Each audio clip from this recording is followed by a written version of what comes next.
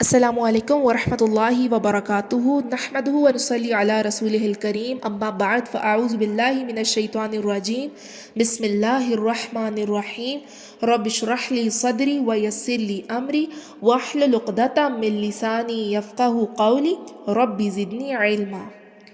اللہ تعالیٰ سورہ غافر آیت 60 میں ارشاد فرماتے ہیں وَقَالَ رَبُّكُمُ ادْعُونِي أَسْتَجِبْ لَكُمْ، اور تمہارے رب نے کہہ دیا کہ مجھے پکارو میں تمہاری دعائیں قبول کروں گا۔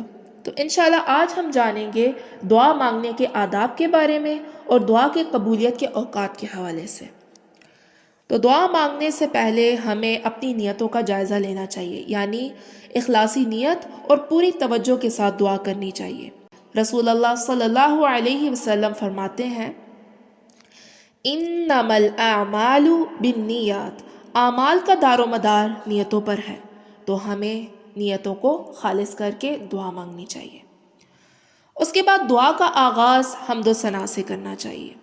اسی حوالے سے ترمذی کی حدیث ہے، حضرت فضالہ بن عبید رضی اللہ تعالیٰ عنہ فرماتے ہیں کہ ہم رسول اللہ صلی اللہ علیہ وسلم کے ساتھ بیٹھے تھے کہ ایک آدمی آیا، اس نے نماز پڑھی، پھر اس نے دعا کرتے ہوئے کہا یا اللہ مجھے معاف کر دے اور مجھ پر رحم فرما۔ تو رسول اللہ صلی اللہ علیہ وسلم نے فرمایا اے نمازی، تم نے جلد بازی سے کام لیا، جب تم نماز میں تشہد کے لیے بیٹھو تو پہلے اللہ کی شان کے مطابق حمد و ثنا بیان کرو اور پھر مجھ پر درود پڑھو اور پھر دعا مانگو۔ یعنی دعا کرنے سے پہلے ہمیں اللہ سبحانہ و تعالیٰ کی حمد و ثنا ضرور بیان کر کے دعا اپنی شروع کرنی چاہیے۔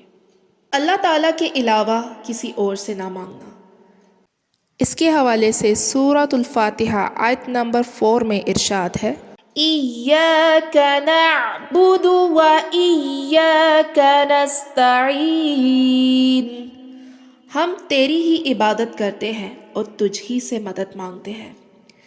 اسی لیے ہمیں دعا اللہ تعالیٰ سے ہی مانگنی چاہیے اور اللہ تعالیٰ کے سوا کسی اور سے دعا نہ مانگے، کیونکہ اللہ سبحانہ و تعالیٰ غفور الرحیم ہے، وہ ہماری دعاؤں کو قبول کرنے والا ہے اور وہی عظیم بھی ہے، کریم بھی ہے، رحمان بھی ہے اور رحیم بھی ہے۔ بے شک اللہ تعالیٰ سے اپنی گناہوں کی بخشش طلب کرنی چاہیے۔ اللہ تعالیٰ قرآن مجید میں سورہ زمر آیت نمبر 53 میں ارشاد فرماتے ہیں قُلْ يَا عِبَادِيَ الَّذِينَ أَسْرَفُوا عَلَىٰ أَنفُسِهِمْ لَا تَقْنَطُوا مِن رَّحْمَةِ اللَّهِ إِنَّ اللَّهَ يَغْفِرُ الذُّنُوبَ جَمِيعًا إِنَّهُ هُوَ الْغَفُورُ الرَّحِيمُ۔ کہہ دو اے میرے بندو جنہوں نے اپنی جانوں پر ظلم کیا ہے، اللہ کی رحمت سے مایوس نہ ہو، بے شک اللہ سب گناہ بخش دے گا، بے شک وہ بخشنے والا رحم والا ہے۔ تو اللہ تعالیٰ سے اپنی گناہوں کی بخشش کے لیے ہمیں اللہ تعالیٰ کے سامنے گڑ گڑا کر عاجزی اور انکساری کے ساتھ استغفار کرنا چاہیے، کیونکہ اللہ سبحانہ و تعالیٰ غفور الرحیم ہے، تواب الرحیم ہے، ہماری دعاؤں کو قبول کرنے والے ہیں اور توبہ قبول کرنے والے ہیں۔ قبولیت کے یقین کے ساتھ دعا مانگنی چاہیے، یعنی ہمیں اللہ سبحانہ و تعالیٰ پر توکل کر کے اور قبولیت کے یقین کے ساتھ اپنی دعاؤں کو اللہ سبحانہ و تعالیٰ کی بارگاہ میں پیش کرنا چاہیے۔ پہلے اپنے لیے دعا مانگنی چاہیے اور پھر دوسروں کے لیے دعا کرنی چاہیے۔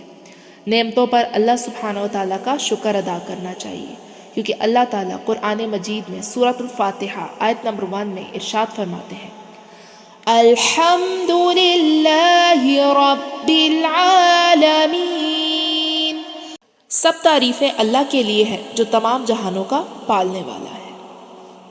تو ہمیں اللہ تعالیٰ کی نعمتوں کا ہر وقت شکر گزار رہنا چاہیے۔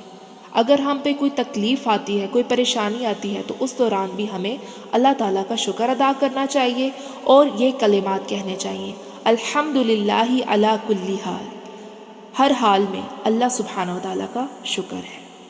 اب آئیے ہم دیکھتے ہیں کہ دعا کی قبولیت کے اوقات کون کون سے ہیں۔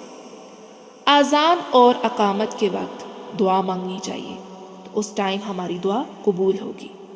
تہجد کے وقت، فرض نماز کے وقت، جمعہ کے دن ایک ایسی گھڑی کہ جب ہم دعا مانگتے ہیں تو اللہ تعالی ہماری دعاؤں کو قبول کرتے ہیں۔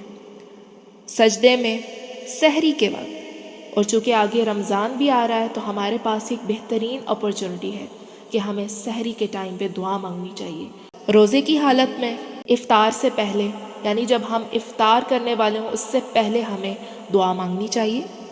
شب قدر میں، یعنی جو طاق راتیں آگے آئیں گی انشاءاللہ، اس میں گڑ گڑا کے اللہ سبحانہ و تعالیٰ کے سامنے اپنی دعاؤں کو پیش کیجیے۔ قرآن مجید کی تلاوت کے بعد سفر میں، یوم العرفہ کے دن آب زمزم پیتے ہوئے میدان جنگ میں، اور بارش برستے وقت۔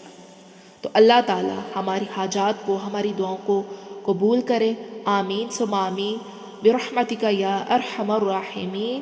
سبحانک اللہم و بحمدک، اشہد ان لا الہ الا انت، استغفرک و اتوب الیک۔ السلام علیکم ورحمۃ اللہ وبرکاتہ۔